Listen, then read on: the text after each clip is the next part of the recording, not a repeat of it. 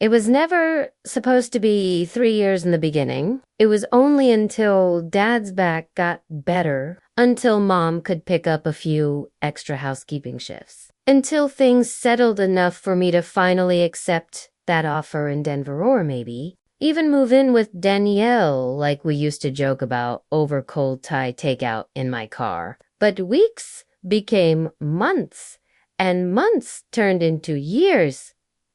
Somehow, I was still in the same twin bed I'd grown up in, working, full-time, paying rent on a place that wasn't mine, tiptoeing past Kendra's bedroom as if I were a guest in my own home. Kendra was always about her future. That's what people said whenever she stayed out late or skipped helping with groceries.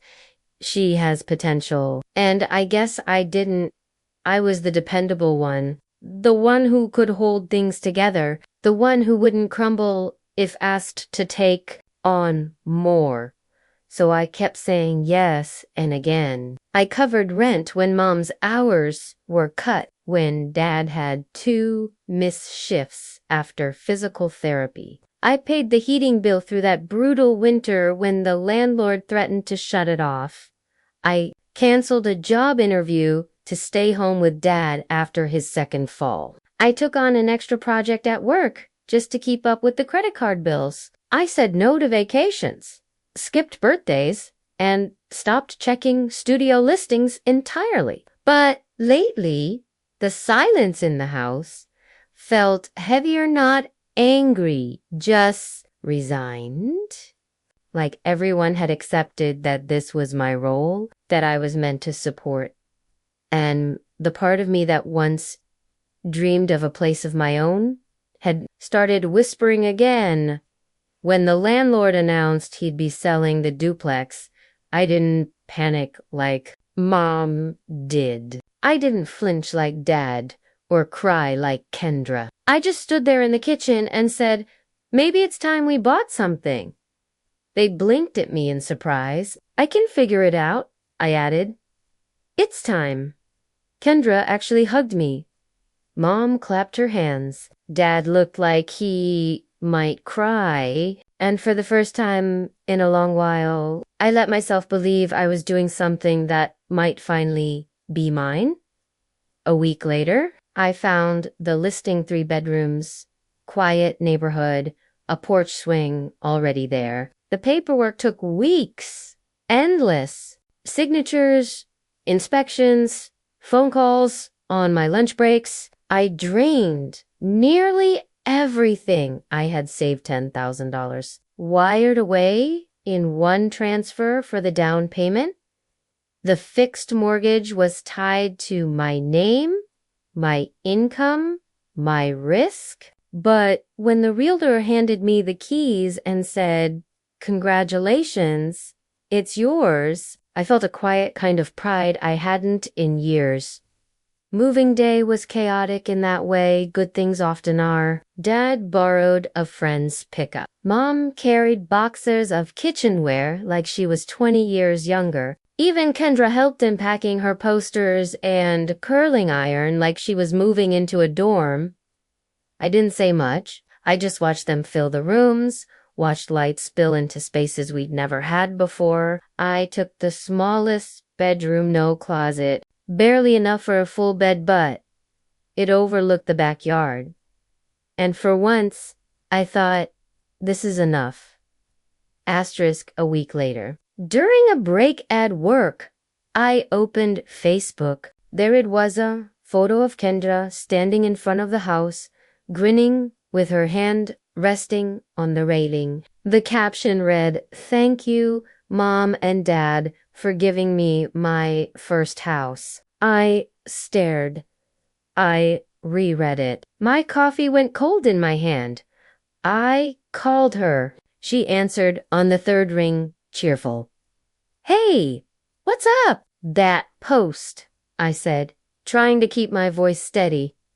"The house." "Oh, yeah." She laughed lightly. "Cute, right?" "Kendra, what do you mean your first house?" There was a pause. "Well, Mom and Dad put the deed in my name. It just made more sense legally. I sat down hard on the bench outside my office. My ears buzzed. Why? I don't know. Taxes or something. They said it was better this way. Don't be weird about it. My name was on the loan. My name was on every payment stub. But suddenly, I didn't even own the thing I had drained myself to give. I ended the call and stared at that photo, again her smile wide under a caption that erased me entirely.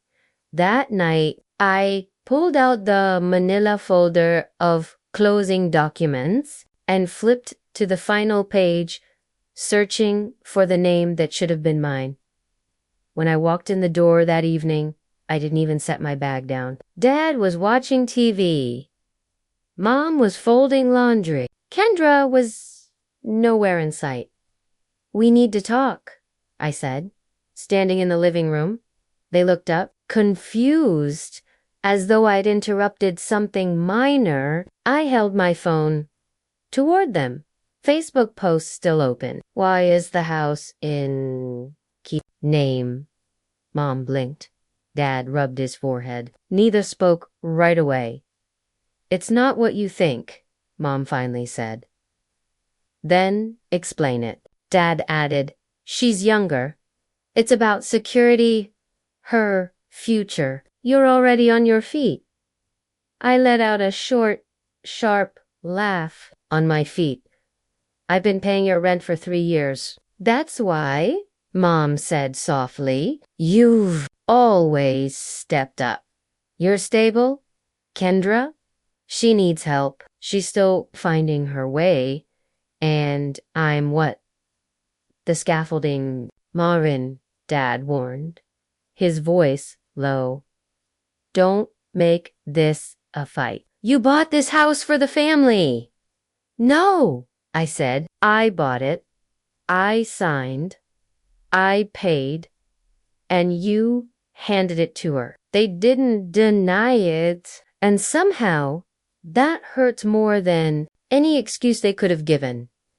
I walked out before they could say anything else. My heart pounding. I didn't cry. I didn't yell. I went straight to the filing cabinet where all the house paperwork was. Kept insurance forms. Closing disclosures. Tax records. The drawer stuck for a second, then gave way. I flipped through until I saw one marked legal deed.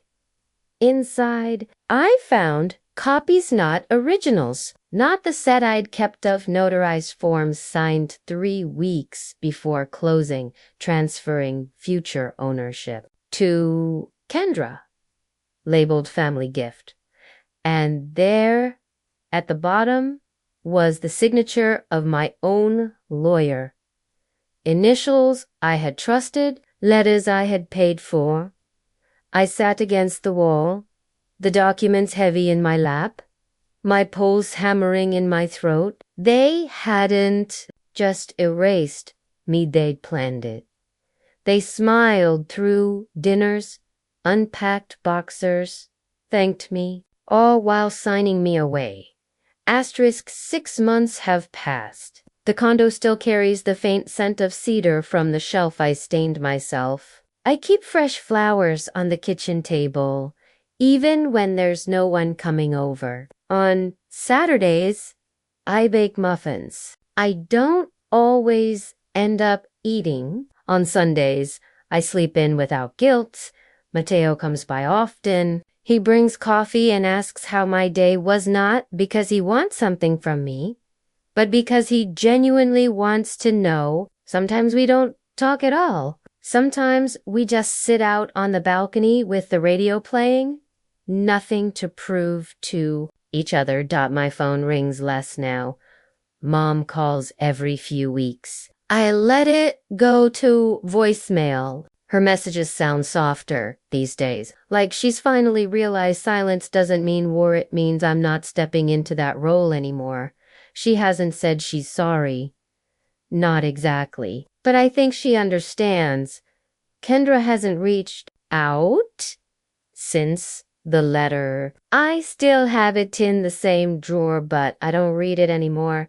I've built new routines. Tuesday dinners with coworkers who don't expect anything from me. A hiking group where no one knows my last name. Laughter that doesn't feel strained. Questions that don't carry judgment. At work, I was promoted. My manager told me it wasn't just the quality of my designs, it was how I handled pressure, how I led with steadiness. I smiled and said, "Thank you," thinking about how long it took to stop mistaking quiet strength for being everyone's anchor.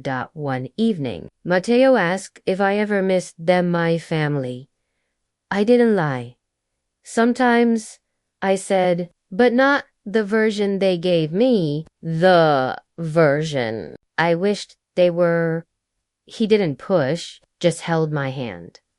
Tonight, I sat on the floor of my living room, sorting through old papers and receipts. I found a photo of the first house, the one I bought, the one they gave away. Kendra stood in the doorway, smiling far too wide.